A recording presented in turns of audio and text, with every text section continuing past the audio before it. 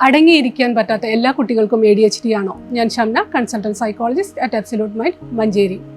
അടങ്ങിയിരിക്കാൻ പറ്റാത്ത എല്ലാ കുട്ടികൾക്കും ADHD അല്ല. മിക്കപ്പോഴും പാരൻസ് സ്വന്തം കുട്ടിക്ക് ADHD ഉണ്ട് എന്ന് മനസ്സിലാക്കുന്നത് അവരെ സ്ഥിരമായിട്ട് കാണിക്കുന്ന ഡോക്ടേഴ്സ് പറയുമ്പോഴും, അതുമല്ലെങ്കിൽ കുട്ടി ക്ലാസ്സിൽ അടങ്ങിയിരിക്കുന്നില്ല, ഒട്ടും ശ്രദ്ധിക്കുന്നില്ല എന്നുള്ള കാര്യം ടീച്ചേഴ്സ് പറയുമ്പോഴൊക്കെയാണ്. എന്താണ് പ്രധാനമായിട്ടും ADHDയുടെ ലക്ഷണങ്ങൾ? ഒന്നാമത്തേതായിട്ട് വരുന്നത് ഹൈപ്പർ ആക്ടിവിറ്റി, പിരിപിരിപ്പ് അഥവാ അടങ്ങിയിരിക്കാനുള്ള ബുദ്ധിമുട്ട്. അതുപോലെ ഇൻഅറ്റൻഷൻ, ശ്രദ്ധക്കുറവ്.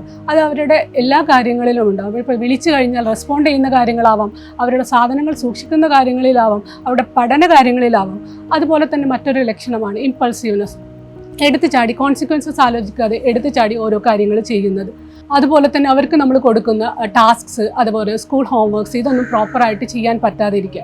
ഇതെല്ലാമാണ് മെയിൻലി ADHDയുടെ സിംറ്റംസ് ആയിട്ട് വരുന്നത്. ഇങ്ങനത്തെ ലക്ഷണങ്ങളൊക്കെ നിങ്ങളുടെ കുട്ടികളിൽ കാണുന്ന പക്ഷം അത് തീർച്ചയായിട്ടും ഒരു ചൈൽഡ് സൈക്കോളജിസ്റ്റിനെ കാണിച്ചിട്ട് പ്രോപ്പർ അസസ്മെൻറ്റും അതുപോലെ തന്നെ ട്രെയിനിങ് കൊടുത്തും മാറ്റേണ്ടതാണ്. കാരണം ഇത് അവരുടെ അഡൾട്ട്ഹുഡിനെ വരെ ബാധിക്കാവുന്ന കാര്യമാണ്. ADHDയെക്കുറിച്ച് ഇനിയും നിങ്ങൾക്ക് സംശയങ്ങളുണ്ടെങ്കിൽ നല്ലൊരു സൈക്കോളജിസ്റ്റുമായിട്ട് സംസാരിക്കാനായിട്ട് നിങ്ങൾക്ക് ഞങ്ങളെ കോൺടാക്ട് ചെയ്യാവുന്നതാണ്.